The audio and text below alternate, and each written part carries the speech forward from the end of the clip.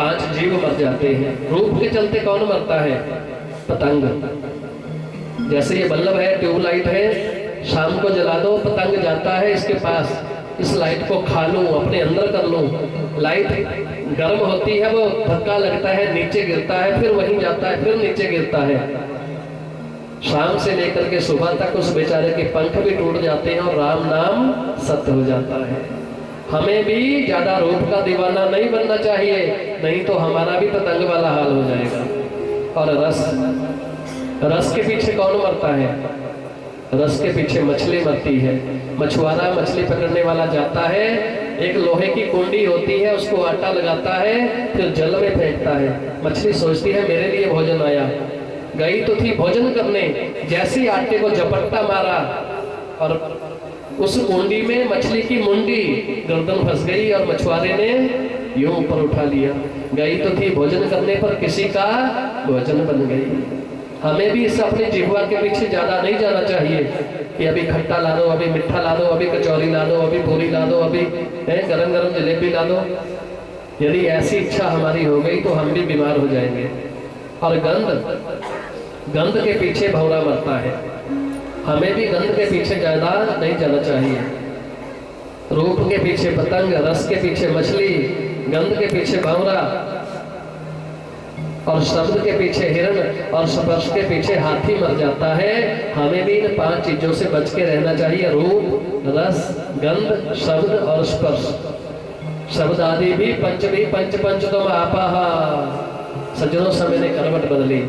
जब वापस ध्रुव आए, अपनी राजगद्दी पर बैठे, 12 वर्ष उनके वापस जाने के रह गए। वो गंगा के किनारे गए, उन्होंने घोर तप किया। मौत आकर के सामने खड़ी हुई। मौत जब खड़ी हुई, ये किसी को बख्शती नहीं है, ये किसी को बख्शती नहीं है। और 1 मिनट का भी टाइम नहीं मिलता, किसी को बात करने का टाइम नहीं मिलता। जब ये आ गई तो आ गई, सामने मौत खड़ी हुई। ध्रुव ने मृत्युर्मूर्धनि पदम दत्वा आरुरोहादद्भुतं गृहम्। एक पैर मौत के सिर पर रखा, दूसरा दिव्य विमान में रखा। आगे आगे उनकी माता सुनीति जा रही थी। दोनों आज सीधे ध्रुव पदवी को उन्होंने प्राप्त कर। बोलिए सच्चिदानंद भगवान की। उन्होंने ध्रुव पदवी को प्राप्त कर लिया। सज्जनों, आप भी अपने बच्चों को इतनी अच्छी शिक्षा दें जिससे हमारे बच्चे अच्छी पदवी को प्राप्त करें, अच्छे रास्ते पर चले। आगे चल करके सुखदेव भगवान कथा में वर्णन करते हैं। राजन आगे अवंती देश के राजा जामिल की कथा आती है, उसके बाद प्रहलाद जी की कथा आती है, उसके बाद अब आप कथा में टाइम से अगर आए होते तो सब कथाएं सुनाई होती आपको, है कोई दिक्कत नहीं है। उसके बाद प्रहलाद जी की कथा के बाद गजेंद्र कहाँ चला गया? पंडित जी के पास चला गया, या मरुना में, माजरा में चला गया है।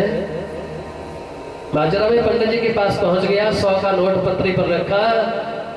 पंडित जी कल्याण करो, मैं तो फंस गया। क्या बात हो गई तेरे को भाई? सारी बात लगाई। पंडित जी ने बोला घर में बताना नहीं किसी को, कि नुक्ता मैंने पंडित जी से सीखा। देखो ध्यान से सुनना, ब्राह्मणों के पास नुक्ते होते हैं, बर्तने स्वयं पढ़ते हैं।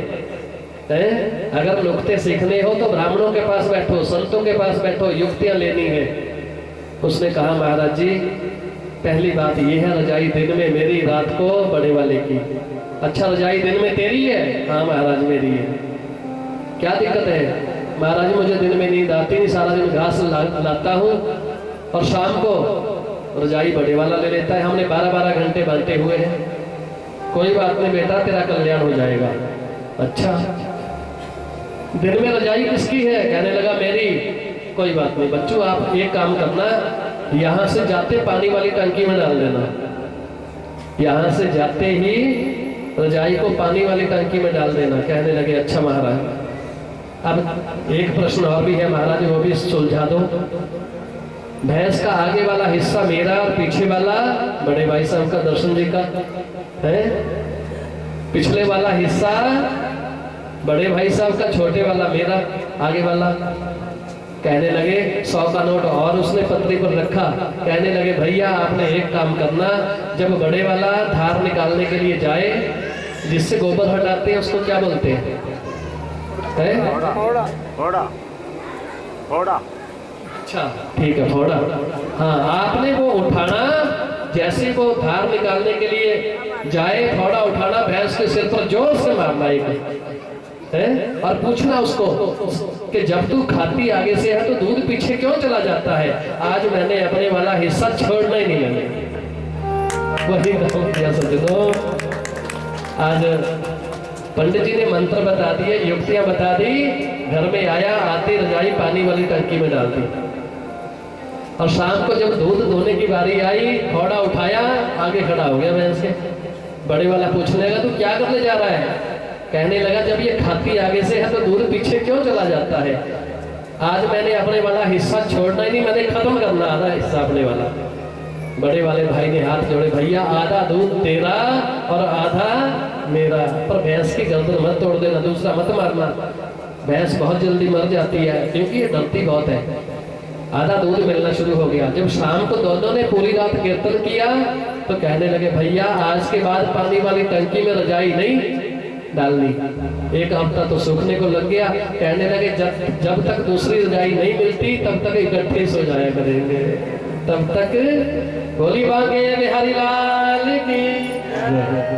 देवताओं ने और दानवों ने मिलकर के, सुखदेव भगवान कथा में वर्णन करते हैं, समुद्र का मंथन किया। समुद्र का मंथन करते करते सबसे पहला रत्न निकला, गरल विष जहर निकला। अब किसको पिलाए? गरल विष जहर के पीने वाला कौन है? भोला है, भोला। आप जोर लगाओ, थोड़ा मनाओ भोले को, है कि भाई हमारे पास गरल विष जहर है, आप पी लो। प्रिय श्रोताओं, सकल इंद्र आदि देवता दिव्य विमानों पर बैठ करके गए, आज भोले बाबा को मनाने जा रहे हैं। हमारे भोले शंकर को मना लो, जिसका जी चाहे, है वो आग भाग धतूरा सब कुछ खाते हैं सजनों। आपने भी पूरा जोर लगाना, हो सकता हमारी ना सुन करके आपकी सुन करके गुजर वाला से जल्दी जल्दी आ जाए। बोलिए शिव शंकर भगवान की। हमारे भोले शंकर को मना लो, जिसका जी चाहे। हमारे भोले शंकर को मना लो, जिसका जी चाहे। भोले शंकर को मना लो, जिसका जी चाहे। मना लो जिसका जी चाहे, मना लो जिसका जी चाहे। मना लो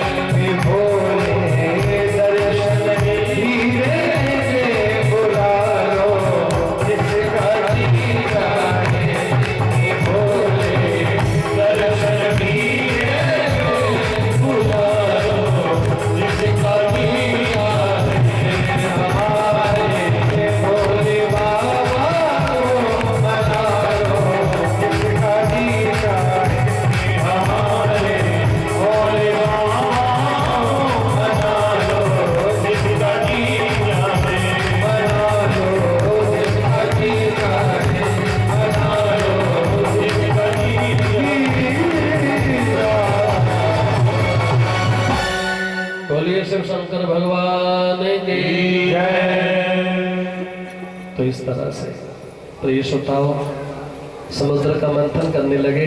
देवता और दानव दोनों मिलकर के समुद्र का मंथन चलने लगा। मंदराचल पर्वत की मदानी बनाई गई। पाताल से वासुकी नाग को बुलाया, उसकी नेति बनाई गई रस्सी। एक तरफ देवता लग गए, एक तरफ दानव लग गए, वो नीचे नीचे धंसने लगा। तुरंत भगवान ने कछुआ अवतार धारण किया। कछुए का अवतार लेकर के भगवान ने मंदराचल पर्वत अपनी पीठ पर धारण कर लिया। मुंडको उपनिषद में एक मंत्र आता है, यदा चरम बदाकाशम वेष्टि से अंति मानवाः तदा देवम अविज्ञाय दुःखस्य अंतम भविष्य। दुखों का अंत व्यक्ति का तब होता है जब वो कछुए की पीठ की तरह अपनी इस खोपड़ी को घिसा लेता है, तब दुखों का अंत हो सकता है। ये बनता नहीं है।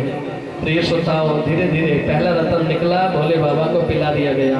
भोले बाबा सहज आए और सारे का सारा गर्ल विष जहर पी करके अपने इष्टदेव परमात्मा से प्रार्थना करने लगे, हे गोविंद, यदि मैं इस जहर को अंदर करता हूं तो अंदर तो मेरे हृदय रूपी कमल पर आप बैठे हुए हैं, आपको कष्ट होगा। यदि मैं इसको बाहर करता हूं तो संसार पॉल्यूशन की चपेट में आ जाएगा। कहाँ रखूं?